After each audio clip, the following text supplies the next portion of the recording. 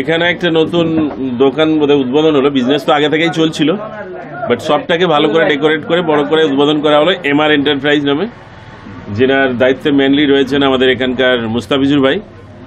এটা লোয়ার আসামের একটা ডিস্ট্রিক্ট, যেটা হাটসিঙ্গিমারি। এই ডিস্ট্রিক্টে আমরা মৎস্য পালনের মেনলি মানুষদের মাছ চাষ কীভাবে করা যাবে, তার কি প্রতিকূলতা রয়েছে, এবং সেগুলো আগামী দিনে ভালো করে যাতে মাছ চাষটা আরও করা যায় এবং মাছের উৎপাদন থেকে মানুষ আরও বেশি ইনকাম করতে পারে, সেই সম্বন্ধে একটা প্রশিক্ষণ শিবির আমরা করতে চাইছিলাম আজকে। এত পুরনো একটা কোম্পানি নিশ্চয়ই মানুষ ঠকিয়ে তো আর বিজনেস করতে পারে না। তো ডেফিনেটলি এতদিন ধরে যখন চলছে, তো তার বিশ্বাস্ততার জায়গা রয়েছে বলেই না এতদিন চলছে।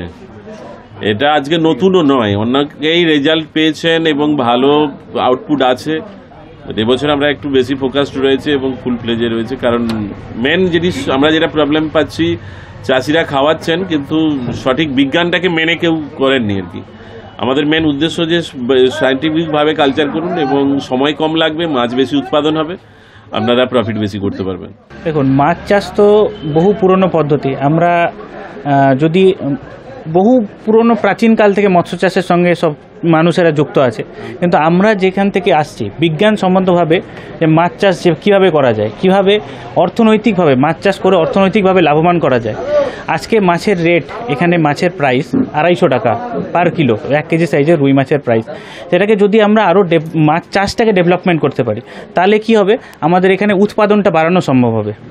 এবার উৎপাদন বাড়ালে কি হবে, মাছের প্রাইসটা কমবে। তাতে কি হবে, সমস্ত মানুষ, যা গরিব থেকে ধনী, সবাই যাতে মাছটাকে অ্যাফোর্ড করতে পারে, সবার পক্ষে মাছটাকে পাওয়ার সুবিধা হবে। মাছ চাষের মাধ্যমে আমরা সোশিও ইকোনমিক্যালিভাবে আসামটাকে ডেভেলপ করার জন্যই আমাদের এখানে আসা। আমরা এসেছি কার্গিল ইন্ডিয়া প্রাইভেট লিমিটেডের তরফ থেকে। সেটার সম্বন্ধেই আমাদের ফিডটা খাইয়ে মানুষ ছোট মাছটাকে কিভাবে দ্রুত বড় করবে এবং বাজার সম্মতভাবে ব্যবসা করে কিভাবে আর্থিকভাবে লাভবান হবে, সেটাই আমাদের মূল লক্ষ্য। এখানে 200 টাকার পারে না নয়, এখানে আমাকে দেখতে হবে অন্ধ্রপ্রদেশে 90 টাকার বেশি যদি কোনো প্রাইস হয়, তাহলে কেউ মাছ খাওয়ার লোক নেই। অন্ধ্রপ্রদেশের মানুষ মাছ খায় না, তারা কিন্তু মাছটাকে শুধুমাত্র ব্যবসায়িকভাবেই উৎপাদন করে এবং সারা ভারতের বিভিন্ন জায়গায় ছড়িয়ে দেয়। আমাদের এখানে আমাদের মাছের প্রাইস 250 টাকা সত্ত্বেও আমরা কিন্তু মাছটাকে বিক্রি করতে পারছি, কিন্তু ওখানে বেশি প্রাইস হলে মাছ বিক্রি হবে না। ওখানে কি করছে, বিজ্ঞানসম্মতভাবে আমি বারবার এই কথাটা বলতে চাইছি যে মাছ চাষটাকে এমনভাবে একটা জায়গায় নিয়ে যাওয়া হচ্ছে, হাই ডেন্সিটিতে ওরা যেভাবে কালচার করছে, মানে বেশি অল্প ছোট জায়গাতে প্রচুর পরিমাণে মাছ ছেড়ে অক্সিজেন সাপ্লাই ভালো করে উন্নত ফিড ব্যবহার করে যেভাবে মাছের উৎপাদন বাড়িয়েছে, সেভাবে কিন্তু ওরা তাদের কম প্রফিট রাখলেও একটা হিউজ ভলিউমে তারা কিন্তু ব্যবসাটা করার জন্য তাদের আর্থিক লাভ হচ্ছে। কিন্তু আমাদের আসামের মানুষেরা যারা, তারা কিন্তু আমরা এখনও পর্যন্ত অত ডেভেলপ করতে পারিনি নিজেদেরকে, যে আমরা ওই অত ছোট জায়গায় বেশি প্রোডাকশান করে লাভবান করব। সেই জন্য আমাদের মাছের প্রাইস এখনও এত হাই।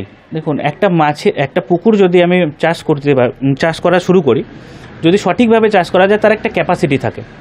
এবার ক্যাপাসিটির বাইরে গিয়ে যদি আমি স্টকিং করি, মানে মাছ ছাড়ি ক্যাপাসিটির বাইরে, তাহলে কি আমাকে মাছের জন্য উপযুক্ত ব্যবস্থা দিতে হবে। মানে বেশি সংখ্যায় মাছ চাইলে তাদের জন্য বেশি অক্সিজেন, বেশি খাবার আমাকে দিতে হবে। তার জন্য এরেটার মেশিন লাগাতে হবে, আরও অ্যাডভান্স টেকনোলজি আছে। কিন্তু সেই টেকনোলজিগুলো এখন আমাদের কাছে যদি এসে না পৌঁছে থাকে, তাহলে আমাকে কিন্তু যতটুকু জায়গায়, যতটুকু ক্যাপাসিটিতে নর্মাল প্রাকৃতিকভাবে চাষ করা যায়, সেটাতেই কিন্তু আমাদের যেতে হবে। তার থেকে বেশি যদি মাছ ছাড়া হয়, তাহলে কিন্তু আর্থিক লাভ সম্ভব নয়।